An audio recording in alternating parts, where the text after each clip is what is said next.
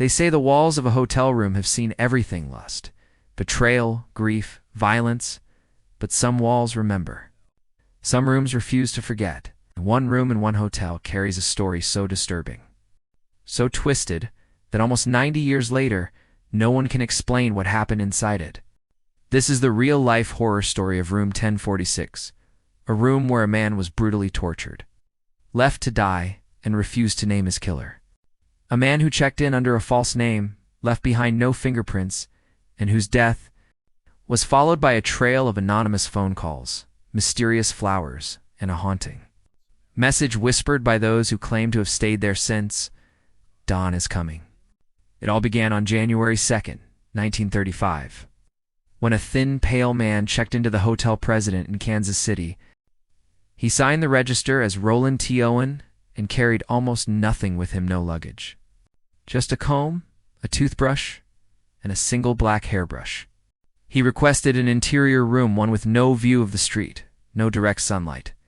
The desk clerk found him odd. He didn't make eye contact. He seemed nervous, as if someone was following him. But in the business of hotels, odd isn't unusual. Room 1046 was his. A bellboy escorted him up. On the way, he noticed that Roland had a fresh scratch on his temple and a look in his eyes like he hadn't slept in days. When they reached the room, Roland drew the curtains immediately and turned off all the lights. That would become the pattern. Over the next 3 days, he stayed mostly in darkness, speaking softly into the phone, pacing the room, and locking himself out repeatedly, as if too agitated to remember his own routine. Maids reported something even stranger. Every time they entered to clean, Roland insisted they leave the lights off, would sit silently in the dark corner of the room, sometimes muttering to himself. Once, when a maid brought him clean towels, she heard him say softly, "No, Dawn. I don't want to eat right now." But no one else was in the room. Dawn, that name would soon become central to the mystery haunting, ever present and never identified. On the evening of January 3rd, guests on the 10th floor reported loud noises from room 1046. One woman said she heard someone yell, "Help me," followed by thuds. When hotel staff checked in, Roland claimed he had fallen. The next morning, a phone operator noticed that the phone in room 1046 had been off the hook for hours. A bellboy was sent up to investigate. He knocked, and a faint voice answered, "Come in," but the door was locked. When the bellboy told him it was locked, the voice replied, "I can't turn on the lights." Confused, the staff left him alone. A second check hours later revealed something worse. At around 11 a.m. on January 4th, the bellboy unlocked the door with a master key and walked in. What he found sent chills down his spine. Roland was crouched beside the bed, bleeding profusely from multiple stab wounds to his chest. A cord had been wrapped viciously around his neck and wrists. Blood covered the walls, the sheets, even the ceiling. The room curiously showed no signs of forced entry. Nothing was stolen, nothing broken, and most disturbingly, there were no fingerprints. Not even Roland's. Police rushed him to the hospital. On the way, barely conscious, he was asked who had done this to him. His answer? Nobody. He died later that night. And that's where the real horror began. When authorities tried to contact his family, they hit a dead end. Owen was fake. No one by that name existed. His fingerprints didn't match any known record. Days passed. Then came a phone call that changed everything. A funeral home received an anonymous call. A deep, emotionless male voice said, "Don't let him be buried in a pauper's grave." He had a mother. She wanted him buried properly. The voice gave no name, no address, just instructions. Then he hung up.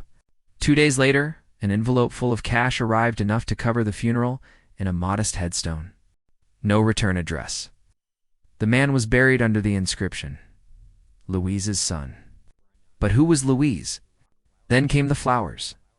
A local florist received a phone call from a woman who identified herself only as Lucille. She ordered a bouquet of 13 roses, paid in cash, requested a card be attached reading, "Love forever, Lucille." She was never seen again. Now the questions began to swirl like a sandstorm. Who was this man? Who was Dawn? Why did he choose a hotel room with no view? where he sat in the dark and waited for something or someone to arrive.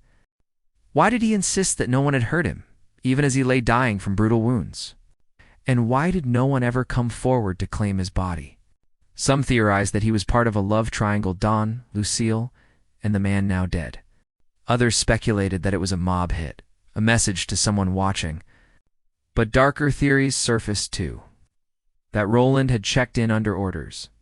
That room 1046 was chosen not for privacy, but for ritual. A controlled setting, a prison cell for an execution. One theory even suggested that the torture was not about revenge, but obedience. That Roland had failed to follow some command or reveal some secret. That he wasn't just murdered, he was punished. And then the sightings began. Years later, after room 1046 reopened to guests, some began to report strange occurrences. Lights flickering violently, phones ringing with static at exactly 2:13 a.m. At the same time the phone went dead the night Roland was found, guests said they woke in the middle of the night with the overwhelming sensation that someone was standing over them, watching. One woman woke to find writing on her bathroom mirror, letters traced into the fog that read, "He said not to tell Dawn." Another swore she saw a pale man crouched by the bed, bleeding from the chest. Whispering something she couldn't understand, when she screamed, he vanished. A night security guard once quit on the spot after claiming he saw a man in 1930s style, clothing, silently walk into room 1046, never come back out. The case remains unsolved. His real name was never confirmed. Dawn was never identified. Lucille never resurfaced. The man who knew everything died, whispering nobody. And the hotel quietly let room 1046 fade into the past. But it never faded entirely. Because some rooms remember, some crimes never rest, and some victims never really leave. If you ever stay in Kansas City's Hotel President, ask the front desk what happened in room 1046. Most won't answer. Some will just smile politely. I'll put a few. They trust you might. Whisper what locals still say under their breath. Don still checks in from time to time. No one ever sees him leave. So who was Roland T. Owen? Nobody knows. Or maybe somebody does.